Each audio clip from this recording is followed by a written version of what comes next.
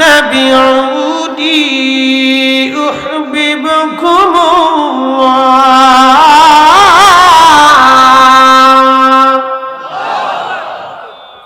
কুল হুজুর আপনি বলে দেন ইন কুনতুম তুহিব্বুনাল্লাহ, চূড়ান্ত ভাবে একেবারে চূড়ান্ত পর্যায়ে কেউ যদি আমি আল্লাহকে ভালোবাসতে চায়, কেউ যদি চূড়ান্ত ভাবে আমি আল্লাহকে ভালোবাসতে চাই, হুজুর ফাত্তাবিউনি, চূড়ান্ত ভাবে সেজন্য আপনি নবীকেই মেনে নেয়। একসাথে বলেন আল্লাহু আকবার। কাকে মানতে হবে? জোরে বলেন কাকে? নবীকে। ফাত্তাবিউনি, আপনি নবীকে মানতে হবে, নবী মানতে হবে, রসুল যা বলছেন তা মানতে হবে, নবী যেই কথা বলেছেন সেটা মানতে হবে। বলে কেমন? রসুল বলেন আবু বকর আমি এই হেরেম থেকে রওনা দিয়ে বোরাকের পিঠে চড়ে বাইতুল আকসাতে নামাজ পড়েছি, সব নবীরা আসছে, ইমামতি করে 2 রাকাত নামাজ পড়ি, ওখান থেকে আসমানে রওনা করেছি, সপ্তম আসমান পাড়ি দিয়ে সিদরাতুল মুনতাহা হয়ে উফুকিল আলাতে আল্লাহর সাথে দেখা করে, সাক্ষাৎ করে, কথা বলে, জান্নাত জাহান্নাম প্রদক্ষিণ করে দেখা করে আমি দেখে তারপরে আবার পৃথিবীতে এসেছি আমার ঘরে, তখনও অজুর পানি গড়াইতেছে, বিছনা তখন গরম আছে। নবীর দরদ পর দিলে দিলে, হায়রে নবীর দরদ পর দিলে দিলে, হৃদয় খুলে নবীর দরদ পর দিলে দিলে, গর্বেতে রাসূল দিওয়ানা টের পাইলেন না, মায়া মেনা খবর দিল জিবরাইল আমিনে, হায় হায় খবর দিল জিবরাইল আমিনে, রাইখো মনে নবীর দরদ পর দিলে দিলে, তোমরা নবীর দরদ পর দিলে দিলে, হৃদয় খুলে নবীর দরদ পর দিলে দিলে। বুঝতে পারতেছেন? তিনি ইন্তেকাল করলেন 70 বছর পরে, কবরে যেমনি ওইরকমই। আরেকটু জোরে বলবেন আল্লাহু আকবার। কত বছর? এটা ইসলাম, এটা মুসলমান, এটা আমাদের নবী। বলে হুজুর এত মর্যাদা কেন? বলে দিই, আপনাদের বিয়ে করার সময় দেনমোহর হয় কিনা? মেয়েদেরকে ছেলেদেরকে বিয়ে দেওয়ার সময় দেনমোহরের ধার্য হয় কিনা? হয়। কিন্তু আমাদের আদি পিতা যিনি, তিনাদের বিয়েতে কোনো দেনমোহর টাকা পয়সা হয়েছে না। মোল্লা আলী কারি মাক্কি আল মাউরিদির ভিতরে লেখেন, হযরত ইমাম আবুল ফরাজ ইবনুল জুজি ওনার একটা কিতাব থেকে তিনি প্রমাণ করছেন, আদম আলাইহিস সালামের বিয়ে হবে জান্নাতে। ও খালাকনাকুম মিন যাকারিন ওয়া উনসা, আমি একজন পুরুষ আর একজন নারী থেকে মানব জাতির বংশ বিস্তার করছি। সেই পুরুষ আদম, নারী আমাদের আম্মা জান হাওয়া আলাইহিস সালাম। আল্লাহর নবী বলেন আদম সফিউল্লাহ বিয়ে করবে, শুনিয়া যান, আদম সফিউল্লাহ বিয়ে করবে, জান্নাতে বিয়ে বসলো, সাহাবীরা ফেরেশতারা আসছে বিয়ে পড়ানোর জন্য, জিবরাইল আমিন অন্যান্য ফেরেশতারা বিয়ে পড়ানোর জন্য এসেছে। আদম সফিউল্লাহ বিয়ে করবে, বিয়ের ইজাব কবুল চলতেছে। জিবরাইল বলল হুজুর আপনি আপনার স্ত্রীর জন্য মহারানা দেন। বলে মহারানা কি? বলে আপনার পক্ষ থেকে আপনার স্ত্রীকে কিছু, আপনার পক্ষ থেকে অর্থ সামগ্রী কিছু দিয়ে দেন। বলে আমি আল্লাহর বাড়ি খাই, আল্লাহর বাড়ি ঘুমাই, আল্লাহর জান্নাতে থাকি, আমার তো এখানে আমার বলতে কিছু নাই, সবই তো আল্লাহর জান্নাতে, তা আমি আমার স্ত্রীকে কি দেব? ঠিক তখনই আল্লাহ ডাক দিলেন জিবরাইল আদমকে বলো আদম যেন আমার আখিরি নবী রাহমাতুল লিল আলামিন আমার হাবিবের শানে 3 বার মতান্তরে 11 বার দুরূদ শরীফ পড়ে যেন আদম তার স্ত্রী হাওয়াকে মহারানা দিয়ে দেয়। একবার জোরে বলবেন কি মারহাবা। আদম আগে না নবী আগে? জোরে না, আদম আগে না আমাদের নবী আগে? আদমের বিয়ে হয়েছে আমাদের নবীর দুরূদের মাধ্যম দিয়ে। একসাথে বলবেন আল্লাহু আকবার। এই জন্য আজকে গোপন তথ্য দিয়ে যাই, একটা গোপন তথ্য। আমাদের সূচনা হয়েছে আল্লাহর নবীর দুরূদ শরীফ দিয়ে। কারণ আদম সফিউল্লাহর বিয়ে না হইলে তো আর আমরা দুনিয়াতে আসতাম না। কারণ বৈবাহিক বন্ধনটা তো পবিত্রতা, কথা ঠিক কিনা? বৈবাহিক বন্ধনটা কি? পবিত্রতা। কারণ আমার মায়ের এবং বাবার বিবাহের মাধ্যমে আমি হালাল জাদা প্রমাণিত হয়েছি। কি কথা ঠিক আছে না? আমি হালাল প্রমাণিত হয়েছি। যদি বাবা মার বৈবাহিক বন্ধন না থাকতো তাহলে আমি আর হালাল হতাম না, আমি হারাম হয়ে যেতাম। কথা ঠিক কিনা? তাহলে আমাদের পবিত্রতা বৈবাহিক মিলনের মাধ্যমে, বন্ধনের মাধ্যমে আমাদের হালালের প্রশ্ন আসে।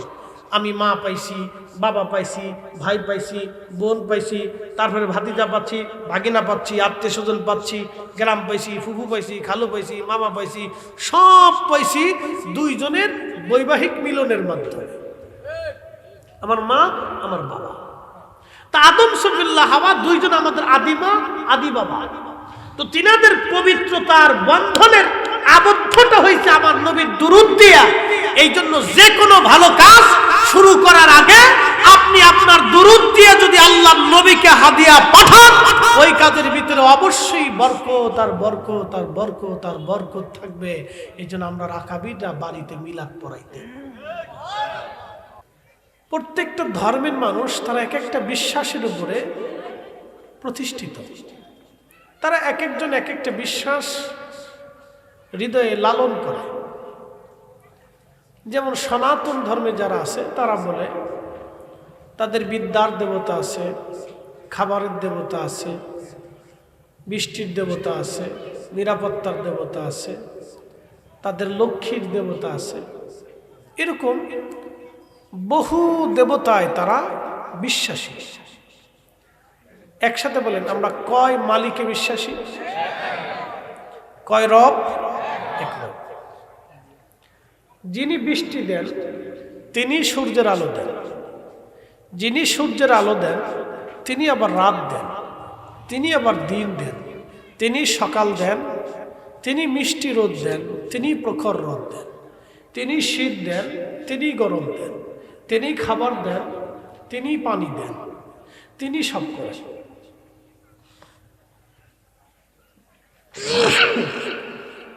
যারা মাজুসি ধর্মের অধিকারী,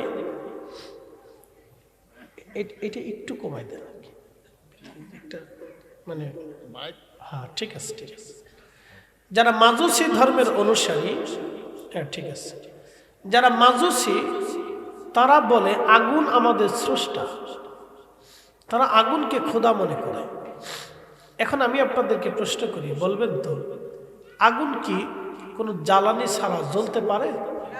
পারে না। আগুন কি কারো সাহায্য ছাড়া জ্বলতে পারে? পারে না। তাকে একজনে জ্বালিয়ে দিতে হয়, এবং যত সময় পর্যন্ত জ্বালানি থাকে তত সময় জ্বলে, জ্বালানি শেষ হয়ে গেলে আর জ্বলে না। তো যে জ্বালানি শেষ হয়ে যাওয়ার পরে নিভে যায় সে কি খোদা হতে পারে? যার ধর্ম জ্বালিয়ে পুড়িয়ে নিঃশেষ করে দেওয়া সে কি খোদা হতে পারে? পারে না। এরকম মানুষও পৃথিবীতে আছে যারা মাজুসি ধর্মের অনুসারী। তো এরকম পৃথিবীতে বহু ধর্মের বিশ্বাস, নানান ধর্ম নানান মত নিয়ে বেঁচে থাকে। পৃথিবীতে এরকমও মানুষ আছে যারা মানুষ বৃদ্ধ হয়ে গেলে তাদেরকে জবাই করে গোশত টোস্ত বানিয়ে খেয়ে ফেলে দেয়। কি বুঝলেন আপনি? এটাও ধর্ম। আমাদের সনাতন ধর্মে একসময়, আমাদের দেশে সনাতন ধর্মের একসময় একটা নীতি ছিল, তাদের একটা বিশ্বাস ছিল। বলে কি বিশ্বাস? যে স্বামী মারা গেলে ওই স্বামীর সাথে জীবন্ত স্ত্রীকে পুড়িয়ে মারা হতো, এবং বলা হতো স্বামী আর স্ত্রী দুইজন একসাথে স্বর্গে চলে যাবে। তাদের বিশ্বাসে, যদি আমরাও নাউজুবিল্লাহ বলতেছি, কিন্তু সনাতনীদের একসময় একটা বিশ্বাস ছিল যে স্বামী মারা গেলে স্বামীর সাথে স্ত্রীকে জীবন্ত কবর মানে পুড়িয়ে মারা হতো।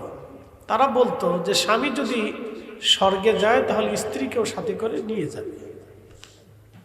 আচ্ছা আপনি বলেন তো, এই বিশ্বাসের উপরে থেকে পৃথিবীতে হাজার হাজার লক্ষ লক্ষ নারীর জীবন চলে গেছে, কথা ঠিক কিনা?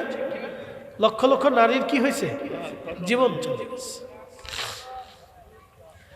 এইরকম ধর্মবিশ্বাস পৃথিবীতে ছিল, এখনো আছে। তা আমাদের বিশ্বাস কি? একজন মানুষ মারা যাওয়ার পরে তার কে উত্তরাধিকার হবে, এটাও আল্লাহর নবী নিরূপণ করে গেলেন। একসাথে বলবেন আল্লাহু আকবার। যে আমি মারা গেলে আপনি সম্পদ পাবেন কিনা, বা আমার ছেলে সন্তান যারা আছে তারা কতটুকুন পাবে, মেয়ে কতটুকুন পাবে, ছেলে কতটুকুন পাবে, নবীজি বন্টন করলেন। একজন মানুষ মারা যাওয়ার পরে তার কি করে তাকে দাফন কাফন করতে হয়। দেখেন, একটা মানুষ মারা যাওয়ার পরে তার সুন্দর করে আগে উত্তম পানি দিয়ে, বেশি গরমও না ঠান্ডাও না, মিডিয়াম পানি দিয়ে তাকে গোসল করানো হয়। গোসল করাইয়া পুরুষ হলে 3টা কাপড়ে তাকে মুড়ানো হয়, পরিধান করানো হয়। এরপরে আতর গোলাপ শরীরে লাগানো হয়, সুগন্ধি লাগাইয়া সমস্ত মানুষজন উপস্থিত হইয়া তার জন্য জানাজা পড়া হয়, তার জন্য দোয়া করা হয়। সম্মিলিতভাবে একসাথে তার জন্য দোয়া হয়। জানাজা সালাতু বল, দোয়াও, দুটোটাই, সালাতু দোয়া। তো তার জন্য আল্লাহর কাছে ইস্তেগফার করা হয়। এরপরে আমরা খাটে করে খুব সম্মানের সাথে, সে যদি নাফরমানও হয়, গুনাহগারও হয়, তারপরেও একটা জানাজা তাকে সম্মানের সাথে কিন্তু কবরে নেওয়া হয়, কথা ঠিক কিনা? সম্মানের সাথে তাকে কবরে নিয়ে তাকে নামানো হয় এবং খুব ধীর স্থিরতার সাথে নামাইয়া তাকে সমাহিত করা হয়, কবর দেওয়া হয়, এরপর আবার দোয়া করা হয়। এই যে আল্লাহ রসুল আমাদেরকে একজন মানুষকে মর্যাদা দিতে, সম্মান দিতে, এই যে একটা পরিচ্ছন্নতা, পৃথিবীতে কোনো ধর্মের মধ্যে এরকম পরিচ্ছন্নতা আপনি পাবেন নাই। এই জন্য আল্লাহ আমাদেরকে ইসলামের মহান দৌলতওয়ালা বানিয়েছেন। এই জন্য একসাথে বলেন আলহামদুলিল্লাহ। এই দৌলত সবার নসিবে হয় নাই, আপনাকে বুঝতে হবে। ইসলামের প্রত্যেকটা নিয়ম যদি আপনি দেখেন, আপনি পুরো শান্তি হবে। যেমন আজান নামাজ 5 ওয়াক্ত, 5 ওয়াক্ত নামাজে 5 বার আপনি মসজিদে আসতেছেন। মসজিদে আসতে হলে আপনাকে আগে শরীর ধৌত করতে হবে, ওযু করতে হবে, আপনাকে পরিচ্ছন্ন হইতে হবে, পাক হইতে হবে। আপনি পেশাব করবেন 1450 বছর আগে, বুঝতেছেন? মানব পেশাব করিয়ে ঢিলাকুলুপ ব্যবহার করা তো চিন্তাই মানুষ করতো না, যে পেশাব করার পরে মানুষ আবার ঢিলাকুলুপ করে পবিত্র হয়, পাক হয়, এটা আবার কি? জাহিলিয়াতের যুগে এই চিন্তাও মানুষের ছিল না। কিন্তু আল্লাহর নবী আসলেন, স্যানিটাইজেশন ব্যবস্থা। 1450 বছর আগে একটা মানুষ কিভাবে পরিচ্ছন্ন হবে সেটাও আল্লাহর নবী একবারে হাতে কলমে কুলুপ, ঢিলা কুলুপ কিভাবে ব্যবহার করতে হবে, নিজেকে সাফ করতে হবে, গোসল করতে হবে, পবিত্র হইতে হবে, পাক হইতে হবে, এবং সুগন্ধি লাগাইয়া তার সবসময় নিজেকে পরিচ্ছন্ন রাখতে হবে, এটা আল্লাহর নবী হাতে কলমে আমাদেরকে শিক্ষা দিয়ে গেলেন। একসাথে বলবেন আল্লাহু আকবার। তো তিনি যদি মহামানব না হন তো পৃথিবীতে মহামানব কে হবে?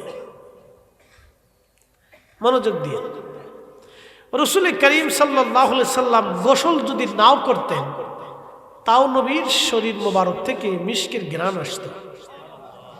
আসতে হয়ে গেল না? জোরে বলবেন সুবহানাল্লাহ। নবীজি ঘামতেন, এই ঘাম থেকে নবীজির শরীর মোবারক থেকে সুঘ্রাণ আসত। ঘামের ভিতর থেকে সুঘ্রাণ আসতো। আপনি যদি একটানা 7 দিন গোসল না করেন তাহলে আপনার শরীর থেকে পচা দুর্গন্ধ আসতে থাকবে। আপনি দেখবেন যে 2-3 দিন যারা গোসল করে না তাদের শরীর থেকে অটোমেটিক গন্ধ আসতে থাকে। আল্লাহর নবীর শরীর মোবারক থেকে এমনিতেই সুঘ্রাণ আসতো। তারপরেও রসুল বলতেন আমার কাছে 3টা জিনিস প্রিয়। 1 নম্বরে নামাজ, 2 নম্বরে আমার স্ত্রীগণ, 3 নম্বরে সুগন্ধি। একসাথে বলবেন না সুবহানাল্লাহ। 1 নম্বরে কি? নামাজ। জোরে বলেন 1 নম্বরে কি? 1 নম্বরে কি? 2 নম্বরে যার যার স্ত্রী, তার যার যার বিবি সহধর্মিণী, তিনি তার কাছে প্রিয়। 3 নম্বর সুগন্ধি। প্রিয় নবীর শরীর মোবারক থেকে সুঘ্রাণ আসতো, তারপরেও তিনি সুগন্ধি ব্যবহার করতেন। তো কেমন সুঘ্রাণ? 1450 বছর পরেও নবীজির ব্যবহারকৃত প্রয়োজনীয় জিনিসপত্র থেকে এখনো সুঘ্রাণ আসে। যদি বিশ্বাস না করেন তাহলে উহুদে যাবেন, আমি তার রাজ সাক্ষী নিজে। উহুদে যাবেন, দিনে গেলে হবে না, রাত্রে যেতে হবে। যেই উহুদের পাহাড়ের ফাঁকা, পাহাড়ের পাশে ফাঁকা জায়গাতে প্রিয় নবীর দন্ত মোবারক শহীদ হওয়ার পরে তিনাকে ফেরেশতারা ধরে নিয়ে এবং কয়েকজন সাহাবার সাহায্যে ওইখানে নিয়ে নবীজিকে বিশ্রাম করানো হয়েছিল। যেইখানে দন্ত মোবারক শহীদ হয়েছিলেন সেখানে একটা মসজিদ আছে ছোট্ট। তুর্কিরা এই মসজিদটা আধাহাদি নির্মাণ করে রাখছে। এই মসজিদে নবীজি জোহর এবং আসরের নামাজ আদায় করছিলেন। আসরের পর পর কাফেররা নবীজিকে আক্রমণ করলো পাহাড়ের পিছন দিক থেকে এসে। তো ওইখানে নবীজির দন্ত মোবারক শহীদ হইল। তো নবীজি আহত হওয়ার পরে সাহাবে কিরাম এবং জিবরাইল আলাইহিস সালামের সাহায্যে নবীজিকে ধরে নিয়ে ওই সেই পাহাড়ের মাঝখানের ফাঁকা জায়গাটা নবীজিকে দিয়ে দেওয়া হলো, বসানো হলো। 1450 বছর আগে রাহমাতুল লিল আলামিন নবী আমার ওইখানে বসলেন। আপনি যদি এখনো রাত্রিবেলা যান, উহুদে যাওয়ার পরে দেখবেন ওই ফাঁকা জায়গা, ওইখানে যে যদি আপনি বসেন দেখবেন বাতাসে বাতাসে ওই ফাঁকা জায়গা থেকে আল্লাহর বেহেশতের ঘিরান এখনো আসতে থাকে। আমি নিজে তার রাজ সাক্ষী, আমি উপস্থিত ছিলাম। দীর্ঘ সময় আমি ওখানে বসেছিলাম। এশা পড়ছি আমরা কয়েকজন আলেম, এশা পড়ছি, নফল পড়ছি, বেতের পড়ছি, মিলাদ শরীফ পড়ছি, দোয়া করছি ওখানে বসে থাকি। রাত্রিবেলা শুধু সুঘ্রাণ আসতে থাকে, সুঘ্রাণ আসতে থাকে। শোনেন, আপনাদেরকে একটা আজকে কথা বলি। এই যে আমাদের দেশের কিছু ভাইদের এক ধরনের চিন্তা চেতনা যে আমরা সুন্নিরা যাহা করি এগুলি সব বাতিল, মিথ্যা, আমরা ভুলের মধ্যে আছি, তাদের এই চিন্তা চেতনা। তারা মনে করে আমরা অতিরঞ্চিত করি বা অতিরিক্ত করি। আচ্ছা বলেন তো, 1450 বছর পরেও সেই উহুদের পাহাড় থেকে এখনো সুঘ্রাণ আসে, তাহলে আপনি আল্লাহকে কি বলবেন যে রব্বি আপনি তো অতিরিক্ত করে ফেললেন?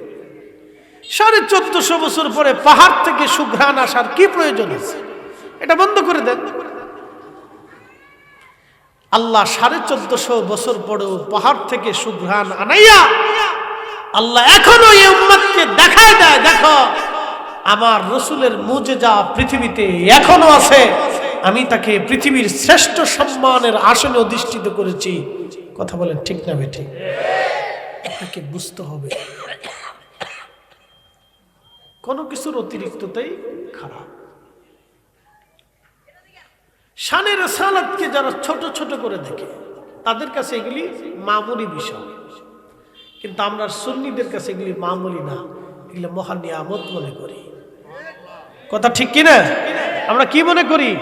নিয়ামত মনে করি। এমনকি রাসূল করিমের পবিত্র চাদর মুবারকের একটা সুতাকেও আমরা মহা মূল্যবান নিয়ামত মনে করে থাকি। কথা কোন ঠিক কিনা? হযরতে আমিরে মুয়াবিয়া রাদিয়াল্লাহু আনহু ইন্তেকাল করছেন। ইন্তেকাল করার পরে ওনার কাছে নবীজির নখ মোবারক রাখছেন। কি রাখছে? নখ। নবীজি কাটলেন, রেখে দিয়েছেন, ওটা উনি সংগ্রহ করলেন। নবীজি চুল মোবারক রাখছেন, সংগ্রহ করলেন। এই আরো কিছু চাদর দিয়ে কিছু রাসূলের কারীমের ব্যবহারকৃত বস্তু উনি রেখে দিয়ে উনি ইন্তেকালের সময় সাহাবে কেরাম এবং ওনার অনুসারী যারা ছিলেন তাদেরকে বললেন যে আমার ইন্তেকালের পরে আমার কাফনের ভিতরে তোমরা আল্লাহ রসুলের এই জিনিসগুলি দিয়ে দিবা। একসাথে বলবেন না আল্লাহু আকবার। আচ্ছা বলেন তো, তাহলে উনি কি মনে হয় বিরাট বড় শিরিকের কাজ করছে, তাই না? কি মনে হয় উনি কেন করছেন? বরকতের জন্য। সহিহ মুসলিম একটা হাদিস আসছে, এক সাহাবী ইয়ামান থেকে চাদর আনছে। ইয়ামানি চাদর আগে খুব বিখ্যাত চাদর ছিল। যেমন আমাদের দেশে কাশ্মীরি চাদরকে আমরা খুব মূল্য দিয়ে থাকি, টাঙ্গাইলের শাড়িকে আমরা খুব প্রাধান্য দিয়ে থাকি, শাহজাদপুরের লুঙ্গিকে আমরা খুব প্রাধান্য দিয়ে থাকি, বগুড়ার দইকে আমরা প্রাধান্য দিয়ে দিই, ফরিদপুরের খেজুরের গুড়কে আপনারা প্রাধান্য দিয়ে থাকেন। এক এক এলাকার এক এক, কুমিল্লার বিখ্যাত সেই রসমালাইকে সারা দেশেই পরিচিত, প্রাধান্য দিয়ে থাকে। এক এক এলাকায় এক একটা জিনিস বিখ্যাত। তো ইয়ামানের চাদর ওই সময় খুব বিখ্যাত ছিল। চাদরে নিয়ে আল্লাহ রসুলকে দিলেন। আর এক সাহাবী রসুলের পাশ থেকে বলতেছি, ইয়া রাসূলুল্লাহ, আপনি আমাকে ওই চাদরটা ভিক্ষা দিয়ে দেন। একসাথে বলবেন আল্লাহু আকবার। তো প্রিয় নবীজির আদত ছিল উনি কেউ কিছু চাইলে উনি মাহরুম করতেন না, উনি দিয়ে দিতেন। সাহাবীকে নবী দিয়ে দিলেন চাদর মুবারক। চাদর দিয়ে দেওয়ার পরে অন্যান্য সাহাবীরা বেজার হয়ে গেল। ওই সাহাবীকে ডেকে বললেন, তুমি কি জানো না চাদর নবীর খুব দরকার? তুমি কেন চাদর নিলা? কি জন্য তুমি চাদর নিলা? তুমি তো এটাও জানো চাইলেই নবী দিয়ে দিবে। তুমি তো নিজেও জানো চাদর আল্লাহর নবীর প্রয়োজন ছিল। তুমি চাইলা কেন? নবীকে কেন তুমি কষ্ট দিলা? কারণ কি? কেন কষ্ট দিলা তুমি? তো সাহাবীর খুব ভয় পেয়ে গেছে। কথা তো সত্য, রাসূলের তো চাদর দরকার, একজন গিফট দিছে আর আমি এটা চেয়ে নিয়ে নিলাম, এটা কেমন হয়ে গেল? যেমন আপনি যদি আমাকে ধরেন একটা টুপি দিছেন, যে হুজুর টুপিটা আপনি নেন, তো একজন এসে বলতেছে হুজুর টুপিটা আমাকে দিয়ে দেন, তা আমি শরম লজ্জা পরেও দিয়ে দিলাম। কিন্তু আমার কাছে একটু হলেও খারাপ লাগবে যে টুপিটা একজন আমাকে গিফট দিল আর উনি নিয়ে নিল, উনি তো অন্য কিছু নিতে পারত। কথা ঠিক আছে না? এই সাহাবী খুব ভয় পাচ্ছে যে হ্যাঁ রসুলকে কেন কষ্ট দিয়ে ফেললাম। আপনি একটু চিন্তা করেন যে আল্লাহর নবীকে সাহাবীরা সামান্য কষ্ট দিতেও ডরাইতো। একসাথে বলবেন আল্লাহু আকবার। আর আমাদের দেশে একদল আছে বুকে হাত বেঁধে নামাজ পড়ে, তারা বলে রসুলের আব্বা আম্মা কাফের ছিল। আচ্ছা বলেন তো, রসুলের আব্বা আম্মাকে কাফের বলে তারা কি রসুলকে কথা দিয়ে কষ্ট দেয় নাই? কথা কন না কেন? কথা দিয়ে কষ্ট দেয় নাই? আপনি যদি আমাকে এসে বলেন হুজুর ফরিদ সাহেব হুজুর আপনার বাপে চোর ছিল, তাহলে আপনি কি আমাকে কথা দিয়ে কষ্ট দেন নাই? অবশ্যই কষ্ট দিয়েছেন।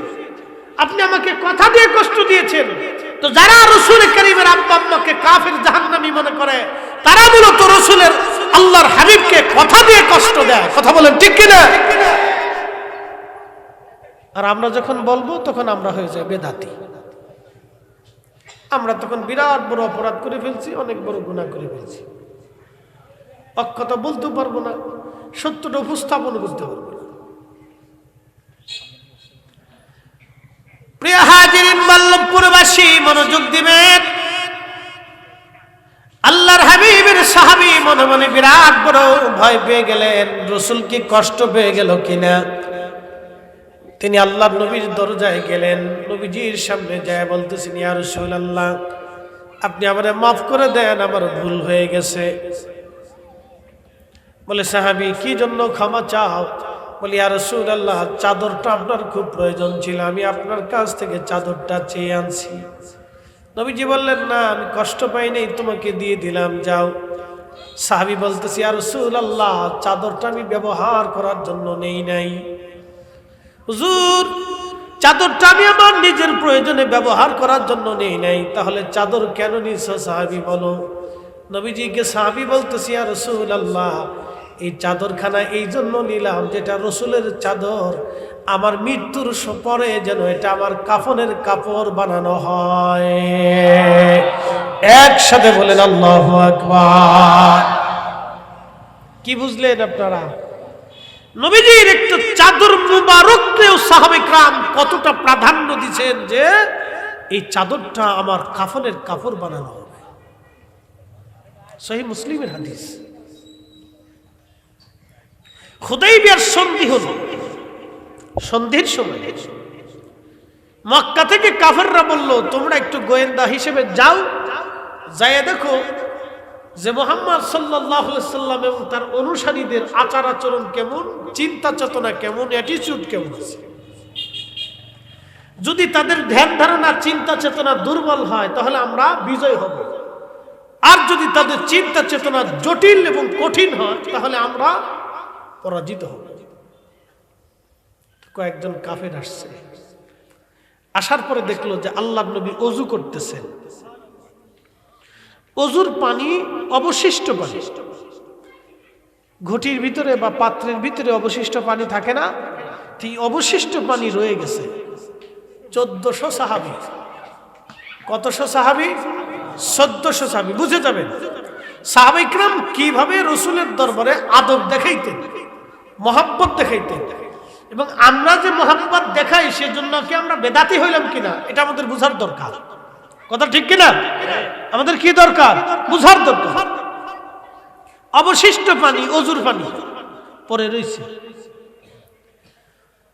কাফেররা দেখতেছে অবশিষ্ট পানি নিয়ে 1400 সাহাবী কারাকারি শুরু করছে। একসাথে বলবেন আল্লাহু আকবার। সবাই পানি নিয়ে। কেন? রাসূলের পানি, নবীর ওযুর পানি। এই পানি থেকে কেউ হাত দিচ্ছে, কেউ হাত নিয়ে মুখে মাসে করতেছে, কেউ এই পানি নিয়ে মুখে পান করার চেষ্টা করতেছে। যে পানি পাই নাই সে যে পানি পাইছে তার হাতের মধ্যে হাত দিয়ে ওই পানি মুখের মধ্যে মারতেছে। কার পানি? নবীর পানি। একসাথে বলবেন আল্লাহু আকবার। কারা পাগল হয়েছে? সাহাবীরা। তো কোন সাহাবী? যারা হুদাইবিয়ার সন্ধিতে নিজের জীবনকে উপেক্ষা করে আল্লাহর রাসূলের সাথে জিহাদে অংশগ্রহণ করার জন্য তারা ওই সময় বাবলা গাছের নিচে বায়াত গ্রহণ করে বলেছিল, ইয়া রাসূলুল্লাহ, আপনাকে একা রেখে আমরা পালিয়ে যাব না। প্রয়োজন বোধে আমরা 1400 জন সাহাবী এইখানে আমরা জীবন কুরবানি করে দিব, মরে যাব, শহীদ হব, আপনাকে একা রেখে পালিয়ে যাব না। একসাথে বলবেন আল্লাহু আকবার। সেই সাহাবীরা তাদের এই কর্মকে আল্লাহ প্রাধান্য দিয়ে খুশি হয়ে বলেন রাদিয়াল্লাহু আনহুম ওয়া রাদু আন। আমি তাদের উপরে খুশি, তারা আমার উপরে খুশি। আল্লাহ বলেন আমি তাদের উপরে সন্তুষ্ট হয়ে গেছি। একসাথে বলা যাবে মারহাবা। এরা সাহাবীরা, সেই সাহাবীরা নবীজির অবশিষ্ট পানি নিয়ে মুখে মাখার জন্য পাগল। এখনই ইয়া নবী সালাম আলাইকা বলার পরে যখন আমরা দাঁড়াই তা আমরা তো বেদাতি হয়ে গেছি, বিরাট বড় বেদাতি। এই সময় যদি অন্য দুনিয়াতে থাকতেন তাহলে ওই সাহাবীদেরকে কি বলতেন? কি বলতেন? উম্মে ঈমান নবীজির পেশাব খেয়ে ফেলছে। এরা যদি দুনিয়াতে ওই সময় থাকতেন তাহলে কি বলতেন? বলে না, এগুলো অতিরিক্ততা খুবই খারাপ। আল্লাহ রাসূলের ইজ্জতের ব্যাপারে, শান ও মর্যাদার ব্যাপারে চুল পরিমাণ যদি কেউ খেলাপ করে এবং ইনকার করে তাহলে কঠিন মেহশরের মাঠে তাকে কঠিন জবাবদিহিতার আওতায় আসতে হবে। আপনি ঠিক বললেও ঠিক, না ঠিক বললেও ঠিক, এটাই ঠিক। ইন্নাল্লাযীনা নিশ্চয় যারা ইউযুনাল্লাহ ওয়া রাসূল, আল্লাহ এবং তার রাসূলকে কষ্ট দেয়, লানাহুমুল্লাহু ফিদ দুনিয়া ওয়াল আখিরাহ, আল্লাহ বলেন তাদেরকে দুনিয়াতে লানত, আখিরাতেও লানত। তার দুনিয়াও বরবাদ, আখিরাতেও বরবাদ। দুনিয়া দুনিয়াও বরবাদ আখিরাতও বরবাদ, দুনিয়াও বরবাদ আখিরাতও বরবাদ।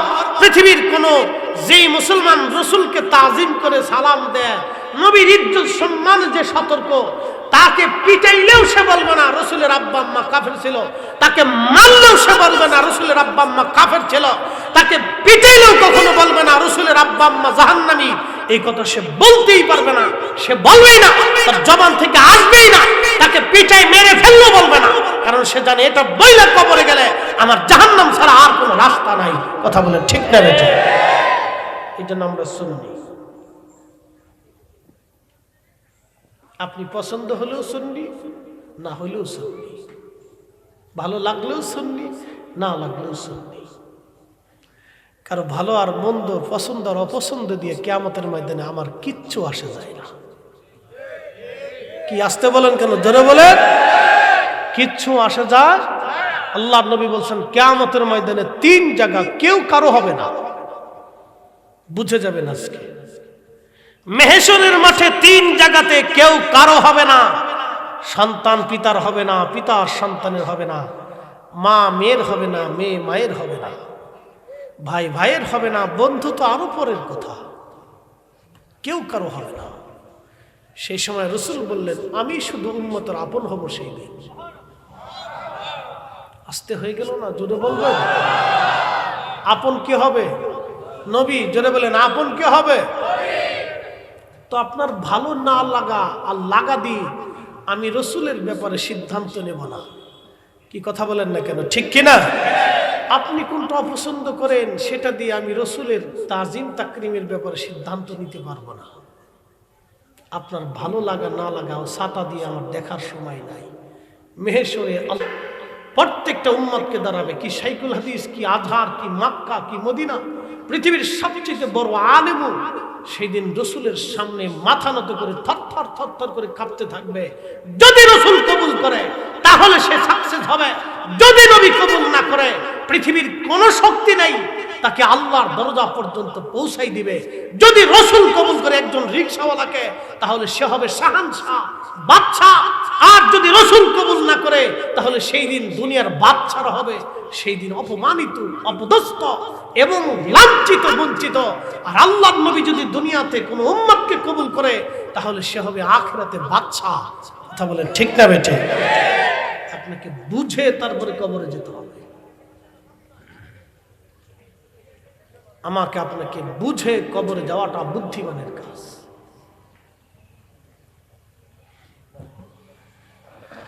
প্রিয় বল্লভপুরবাসী মনোযোগ দিবেন। এইরকম বহু ঘটনা আমি আপনাদের সামনে উপস্থাপন করতে পারি। আল্লাহর নবীর ইশকে, রাসূল ইশকে, মহব্বতের বিষয়ে। যে উহুদের কথা বলছিলাম, এই উহুদের মাঠে একজন সাহাবী শহীদ হয়ে গেলেন। তার নাম হযরতে মালিক ইবনে সানানা। যারা হজে গেছেন, উমরায় গেছেন, তারা দেখবেন মালিক ইবনে সানানা শহীদ হওয়ার জায়গা হলো যেখানে নবীজি দন্ত মোবারক শহীদ হলো। ওইখান থেকে নবীজিকে নিয়ে যাওয়ার জন্যে পাহাড়ে নিয়ে যাবে। সাহাবে کرام ঘিরে ফেললেন নবীকে, যাতে কাফেররা নবীকে আর আঘাত করতে না পারে, কষ্ট দিতে না পারে। শুধু দন্ত শহীদ হয় নাই, প্রিয় নবীজির মাথা মোবারক কেটে হেলমেটটা মাথার ভিতরে কড়া ঢুকে গেল। হেলমেটের ভিতরে যে কড়া ছিল, এই কড়াটা মাথা মোবারকের মধ্যে ঢুকে যে একবারে হাড় পর্যন্ত চলে গেল, গোশত ভেদ করে হাড়ে চলে গেল। কড়াটা ভেঙ্গে মাথা মোবারকের সঙ্গে লেগে রইল। এই সময় কোন সাহাবী কড়াটা বের করতে পারতেছে না। আল্লাহর হাবিবের বিরাট বড় কষ্ট হচ্ছে, কারণ এই কড়াটা বের করতে না পারলে নবীর কষ্ট হবে। মালিক ইবনে সানানা রাদিয়াল্লাহু তাআলা আনহু, ঠিক এই সময় এক সাহাবী দৌড়ায় এসে নবীজির মাথা মোবারকের ভিতর থেকে লোহার কড়াটা কামড় দিয়ে ধরে একটা টান দিয়ে কড়া বের করে নিয়ে আসলেন। কড়াটা বের করে নিয়ে আসার পরে আল্লাহর নবীজির দন্ত মাথা মোবারক থেকে রক্তগুলি গড়িয়ে গড়িয়ে গড়িয়ে গড়িয়ে পড়তেছিল। মালিক ইবনে সানানা দৌড়ে এসে নিজের জিহ্বাখানা দিয়ে চেটে চেটে চেটে চেটে রক্ত পরিষ্কার করতেছিলেন। মালিক ইবনে সানানার চিন্তা হলো যদি কাপড় দিয়ে ওই সময় নবীজির রক্ত মোবারক মাখি এবং মুছতে থাকি তাহলে নবীজির কষ্ট হয়ে যাবে, নবীজি ব্যথা পাবে, যন্ত্রণা বাড়বে। আর যদি সালার চট দিয়ে ছাই দিয়ে মুছতে যায় তাহলে আল্লাহর নবীর আরো কষ্ট হবে, রক্ত বন্ধ করার দরকার। কিন্তু মালিক ইবনে সানানা তিনি তিনার জিহ্বাখানা লাগায়া চেটে চেটে রক্তগুলি তিনি পরিষ্কার করতেছিলেন আর খেয়ে ফেলতেছিলেন। ঠিক তখনই সাহাবী পিছন দিক থেকে বললেন, মালিক তুমি কি জানো না রক্ত পান করা হারাম? তুমি রক্তগুলি ফেলে দাও। মালিক ইবনে সানানা দেখে বলল, সাহাবীরা জীবন চলে যাবে, আমার রাসূলের কারীমের রক্ত জমিনে পড়তে দেব না। একসাথে জোরে বলা যাবে কি আল্লাহু আকবার। ইশকে রাসূল আপনি ছোট করে দেখার কোনো সুযোগ নেই, দেখবেন তো মরবেন। রাসূল কারীমের শানকে ছোট করে দেখবেন, আপনি যেই পাপের প্রতি হন। বাংলাদেশের সবচেয়ে বড় সাইকুল হাদিসের গোলা হলো কাজ হবে না। আপনি বাংলাদেশ কেন পৃথিবীর সবচেয়ে বড় সাইকুল হাদিস হলো কাজ হবে না, মক্কার ইমাম হলেও কাজ হবে না। এটা মনে রাখবেন, কারণ আমরা মক্কার ইমামকে দিয়ে মক্কা চিনি না, বরং মক্কা দিয়ে ইমাম চিনি। কি কথা বল না কেন? আমরা মদিনার ইমামকে চিনি না, বরং মদিনা দিয়ে মদিনার ইমামকে আমরা মর্যাদা দেই। ঠিক কিনা? মদিনার ইমাম দিয়ে মদিনা চিনি না, আর মদিনাকে আমরা চিনি না যদি মদিনাওয়ালা না থাকে। আমরা মদিনাওয়ালাকে দিয়ে মদিনাকে চিনি, আমরা রসুলকে দিয়ে মদিনা চিনি, মদিনা দিয়ে রসুল চিনি না। আমরা কিয়ামতের ময়দানে নাজাত পাবো রসুল দিয়া, মদিনা দিয়ে নাজাত হবে না, নবী দিয়ে নাজাত হবে। কি কথা বল না কেন? কি দিয়ে নাজাত হবে? রসুল দিয়ে নাজাত হবে। সূত্র বুঝে যাবে, আমরা মদিনার ইমাম মক্কার ইমাম চিনি না মক্কা মদিনা ছাড়া, আর মক্কা মদিনাও বুঝি না রসুল ছাড়া। কি কথা বল না কেন? ঠিক কিনা? আমরা এই নামাজ পেয়েছি এটা রসুল দিয়ে, আযান পেয়েছি রসুল দিয়ে, ঈমান পেয়েছি রসুল দিয়ে, কোরআন পেয়েছি রসুল দিয়ে, দ্বীন পেয়েছি রসুল দিয়ে, হাসরে নাজাত হবে রসুল দিয়ে। আপনি সূত্র যদি বুঝেন তাহলে সহজ, আর যদি না বুঝেন তাহলে অঙ্ক সারা দিন কষবেন, সারা রাত কষবেন, পৃথিবীর সব খাতা শেষ করবেন, কলম শেষ হয়ে যাবে, কিন্তু অঙ্ক মিলবে না। আর যদি সূত্র বুঝেন তাহলে এক পৃষ্ঠাই যথেষ্ট, সামান্য কালিতেই হয়ে যাবে। ঠিক দুনিয়া থেকে আল্লাহ রসুলের ইশকের সূত্র যদি বুঝে যেতে পারেন তাহলে অল্প কালিতেই সাকসেস হতে পারবেন। আর নতুবা সারা জীবন তাহাজ্জুদ করবেন, একটা সেজদাও আল্লাহর দরবারে কবুল হবে না। এই জন্য আকাবির যারা ছিলেন, আউলিয়া কিরাম যারা ছিলেন, তারা দেখতেন শানে রিসালাতে নবীর কদমের মুমতাজ থাকতেন, গোলামি করতেন। বল্লভপুরবাসী, কুমিল্লাবাসী মনোযোগ দিবেন। সাহাবী রাসূল, বৃদ্ধ সাহাবী মালিক ইবনে সানানা, তিনি তখন বয়োবৃদ্ধ সাহাবী, বয়স্ক হয়ে গেছেন, বয়স হয়ে গেছে। বৃদ্ধ মানুষটা নবীকে ঢালের মতো রসুলকে আগলে ধরে রেখেছিলেন, রক্ত চেটে চেটে পান করতেছেন। পাশ থেকে সাহাবী ডাক দিয়ে বললেন, মালিক রক্ত তুমি ফেলে দাও। মালিক ইবনে সানানা বললেন, রসুলের রক্ত জমিনে পড়তে দেব না, নবীর রক্ত জমিনে পড়তে দেব না, রসুলের রক্ত জমিনে পড়তে দেব না। আমি বেঁচে থাকতে নবীর রক্ত উহুদের জমিনে পড়তে দেব না। শুধু একটা শব্দ, বেঁচে থাকতে রসুল কারীমের রক্ত জমিনে পড়তে দেব না। আমি মালিক থাকতে হতে পারে না। আপনি বুঝতে পারছেন ইশকে রাসূল? আপনি এখানে বুঝে যান। আমরা কিয়াম করলে তো আপনার কাছে খুব খারাপ লাগে, যে মনে বিরাট বড় ভুল করে ফেলছে। আমরা কিয়াম করি কি দুনিয়ার মানুষকে সম্মান করার জন্য?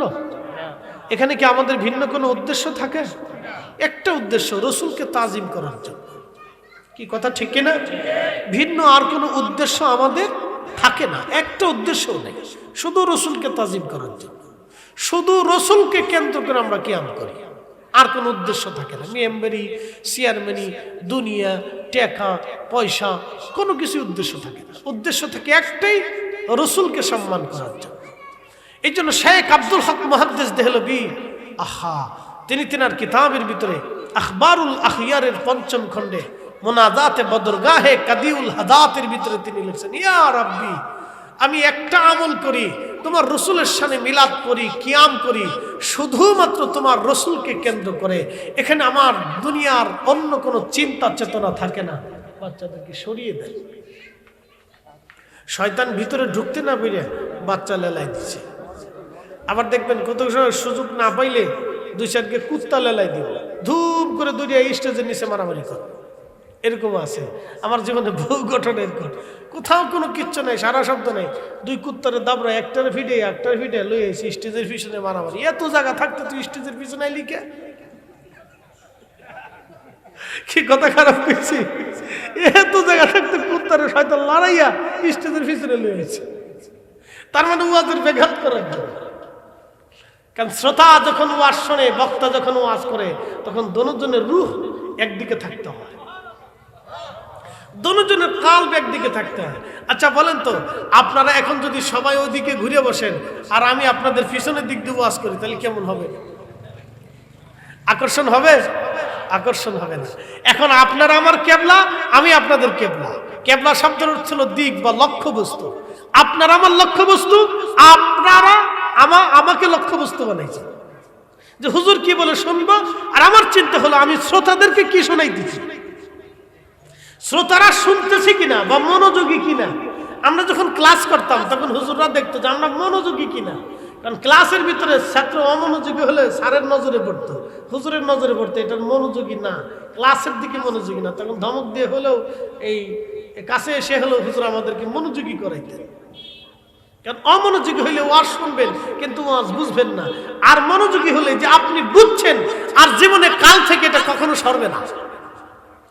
এই জন্য দুজনের কাল একদিকে থাকতে হবে। এই শয়তান চায় এই কাল সরাই দিতে। এই জন্য মাহফিল শুনতে হবে খুব মনোযোগের সাথে। চিন্তা করেন মালিক ইবনে সানানা কি বক্তব্য, যে আমার জীবন থাকতে রাসূলের রক্ত জমিনে পড়তে দেব না। একসাথে বলবেন আল্লাহু আকবার। না না হয় না, আরো জোরে বলেন, আরো জোরে বলেন। এখন কি বুঝলেন আপনি? আমরা যারা এখন খালি শিরিক আর বেদাত মনে করে, তারা যদি ওখানে উপস্থিত থাকতেন,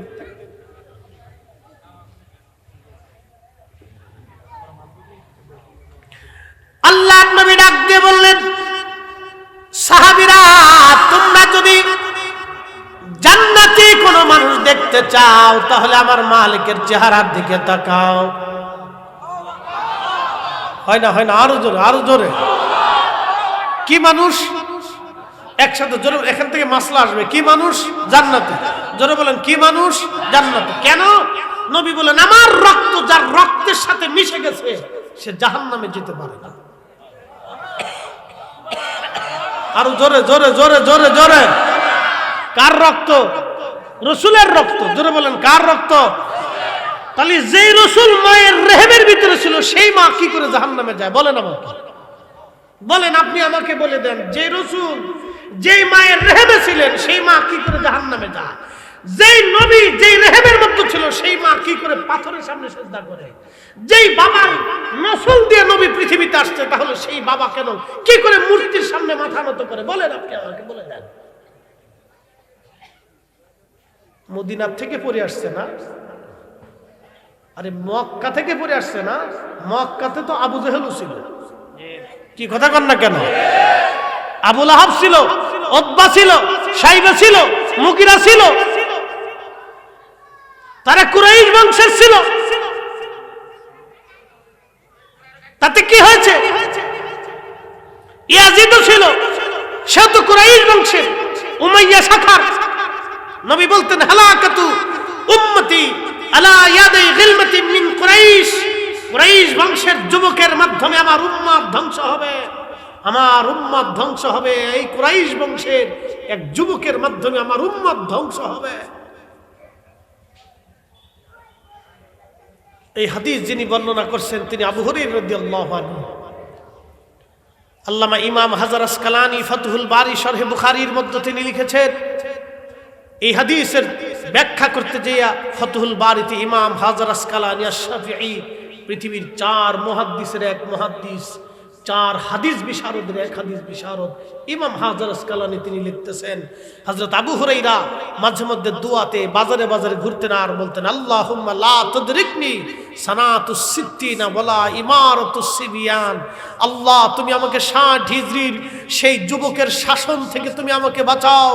আল্লাহুম্মা লা তুদরিকনি সানাতুস সিত্তিন ওয়ালা ইমারাতুস সিবিয়ান। আল্লাহ, তুমি আমাকে হেফাজত করো 60 হিজরির সেই যুবকের শাসন থেকে তুমি আমাকে হেফাজত করো আল্লাহ। 60 হিজরিতে ক্ষমতায় বসেছিল ইয়াজিদ।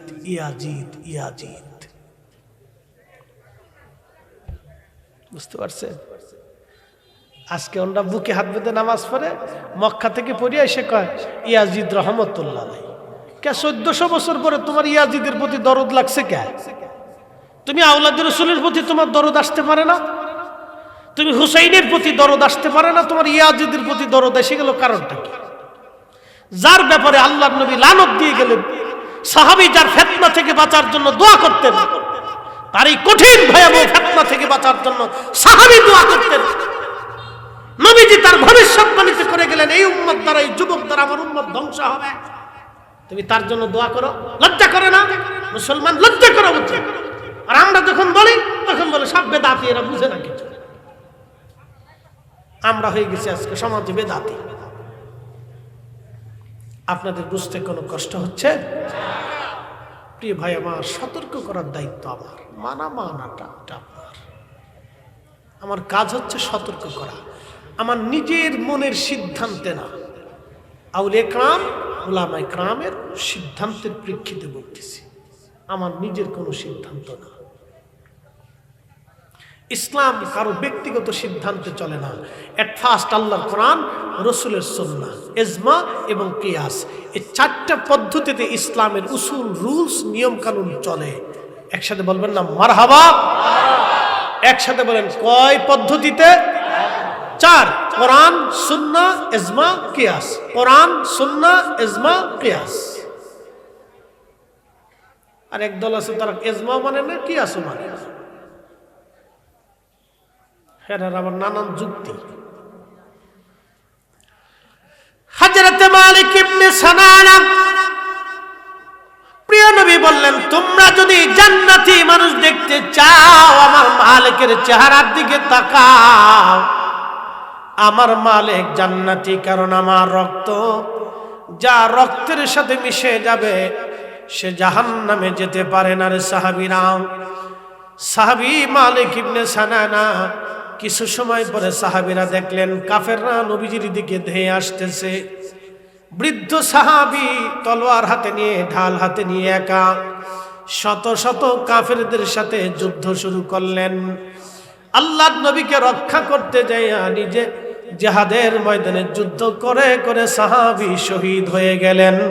একবার জোরে বলা যাবে কে মারহাবা? আল্লাহুম্মা সাল্লি আলা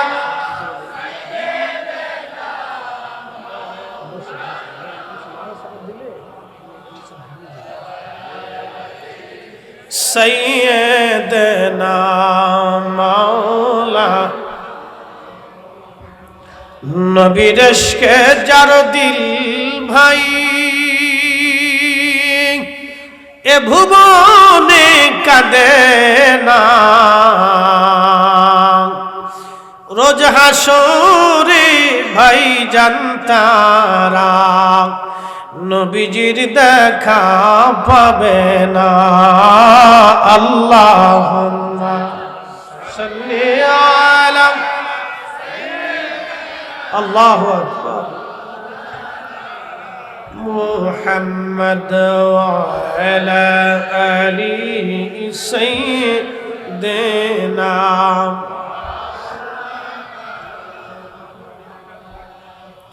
এই যে দুরূদ শরীফ পড়লেন, এই দুরূদ শরীফটা হলো এই আপনাদের পক্ষ থেকে আল্লাহর রাসূলের জন্য হাদিয়া স্বরূপ। দুরূদ শরীফ পড়ার সাথে সাথে আর দেরি হয় নাই, সেকেন্ডের মধ্যে আমার নবীজির রওজা মুবারকে পৌঁছায় গেছে। ফেরেশতা বলে হুজুর আব্দুল করিমের বেটা আব্দুর রহিম বাংলাদেশের কুমিল্লার বল্লভপুরের বাইতুন নূর জামে মসজিদের মাঠে বসে তারা ওয়াজ শুনতেছে। এই ওয়াজের মাঠে তারা আপনি নবীর শানে দুরূদ পাঠিয়েছে। আজকের মাহফিলের সংবাদটাও আমার রসুলে কারিমের দরবারে চলে গেল। এই জন্য আমরা সুন্নিরা মাঝে মধ্যে দুরূদ শরীফ আপনাদেরকে পড়াই। এই জন্য আবু বকর সিদ্দিক ফুরফুরাবি আল কুরাইশি রাহমাতুল্লাহি আলাইহি দুরূদ শরীফ পড়ায় গেছেন। বসিরহাটি আল্লামা রুহুল আমিন বসিরহাটি রাহমাতুল্লাহি আলাইহি মাহফিলের ভিতরে ভিতরে দুরূদ পড়াইতেন। হযরত শাহ সুফি ফতেহ আলী রসুলনামা রাহমাতুল্লাহি আলাইহি মাহফিলে দুরূদ শরীফ পড়াইতেন। হযরতে মুজাদ্দিদ আল ফসানি সিরহিন্দির পর থেকে শাইখ আব্দুল হক মুহাদ্দিস দেহলভী রাহমাতুল্লাহি আলাইহি নবীর মিলাদের মাহফিল কায়েম করিয়া দুরূদ ও সালাম মিলাদ কিয়াম করাইতেন, দুরূদ ও সালাম পাঠ করাইতেন। কারণ এই দুরূদ সালাম যেখানে হয় আমার আল্লাহর পক্ষ থেকে নগদ নগদ রহমত আসে, বাকি ঝুঁকি কোনো কাজ নাই। দুরূদের হাদিয়া আল্লাহর উম্মত নগদ নগদ দেয়, আর আল্লাহর পক্ষ থেকে বান্দার জন্য নগদ নগদ আসে, এখানে কোনো বাকি ঝুঁকি নাই। আল্লাহু আকবার।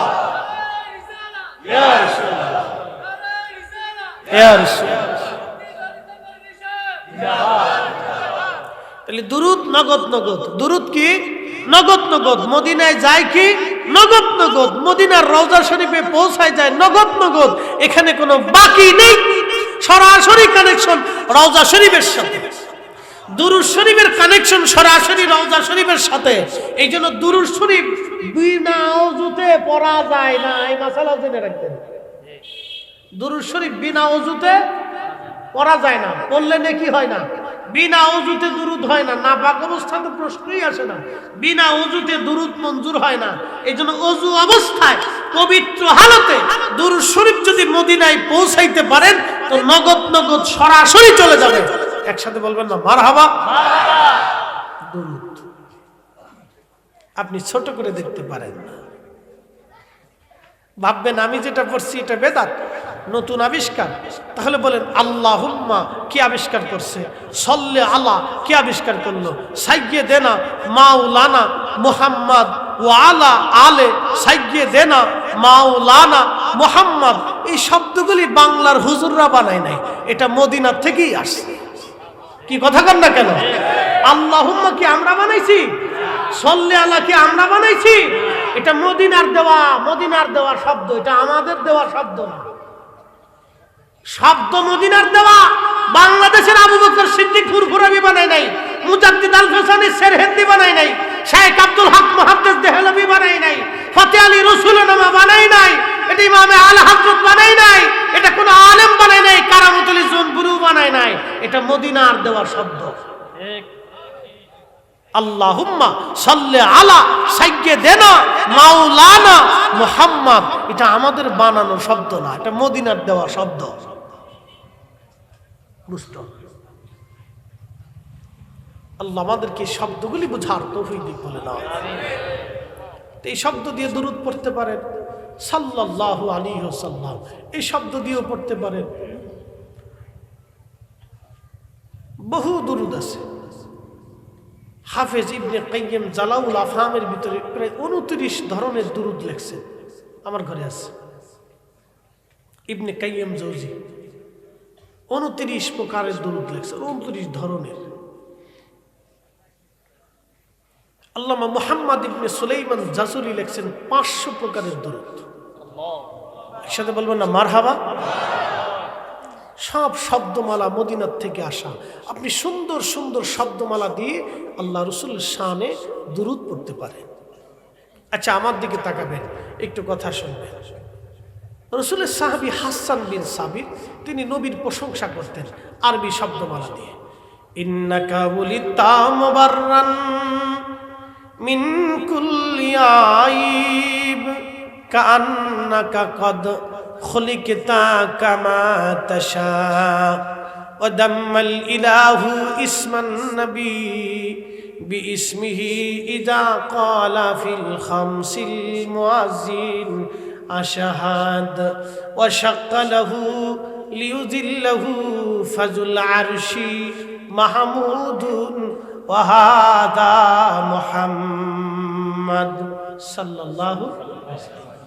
আচ্ছা, আমাদের দেশে অনেক ভাইরা বলে না যে তোমরা নবীজির নাম শুনে চুমা খাও, বলে যে নবীজির নাম শুনে যে চুমা খান, আল্লাহ বড় না নবী বড়? তো সবাই বলে আল্লাহ বড়, তাহলে আল্লাহর নাম শুনে কেন চুমা খান না? যুক্তিকতা আছে না? আমার এই ভাইয়ের যুক্তি সুন্দর। যুক্তি কি সুন্দর, আমি অসুন্দর বলতেছি। তিনি তিনার দৃষ্টিভঙ্গি থেকে যুক্তি দিতেই পারেন, তার দেওয়ার অধিকার আছে। আমি অধিকারকেও ক্ষুণ্ণ করতেছি না, তার অধিকার আছে, তিনি দিতে পারেন। কিন্তু মূলত কি আমি আপনাদেরকে এখন বুঝাই, খুব মনোযোগ দেবেন। এই মাসালা অত্যন্ত সহজ এবং সুন্দর। আপনাদেরকে বলি যে আল্লাহ নাম বাদ দিয়ে আমরা রসুল নামে চুমা কেন খাই? কি কথা আছে না যে আল্লাহর নাম তো শ্রেষ্ঠ। শ্রেষ্ঠ কার নাম? আল্লাহর নাম শ্রেষ্ঠ না? আল্লাহর কত নাম আছে? আল্লাহ আছে, রহমান আছে, রহিম আছে, করিম আছে, সত্তার আছে, জব্বার আছে, খালিক আছে, বার আছে। আল্লাহর কত সুন্দর সুন্দর নাম আছে। আপনি এই নামে চুমা না খাইয়া রসুল নামে চুমা খান কারণটা কি? কথা সুন্দর, আমার এই ভাইয়ের যুক্তিও সুন্দর। কিন্তু আজকে একটা কথা শুনে যান, রসুল নামটা আসলো কোথার থেকে?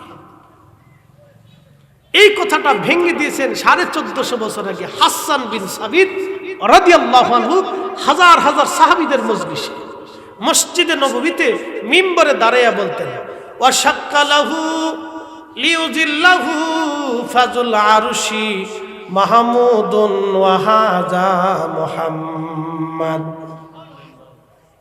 হাসান বিন সাবিত ডেকে বলেন, ইয়া রাসূলুল্লাহ, আল্লাহ পাকের আরশের অধিপতি আমার মালিক আল্লাহর একটা নাম আছে মাহমুদ। মাহমুদ আল্লাহর একটা নাম আছে, সিফাতি নাম মাহমুদ। ওয়া শাক্কা লাহু লিয়ুযিল্লাহু ফাজুল আরশি মাহমুদুন, আল্লাহর একটা সিফাতি নাম আছে, আরশের অধিপতির নাম মাহমুদ। এই মাহমুদ শব্দ থেকে আপনি নবীর নাম রাখা হয়েছে ওয়া হাদা মুহাম্মদ, আল্লাহর নাম থেকে নবীর নাম রাখা হলো মুহাম্মদ। একবার জোরে বলা যাবে কি মারহাবা?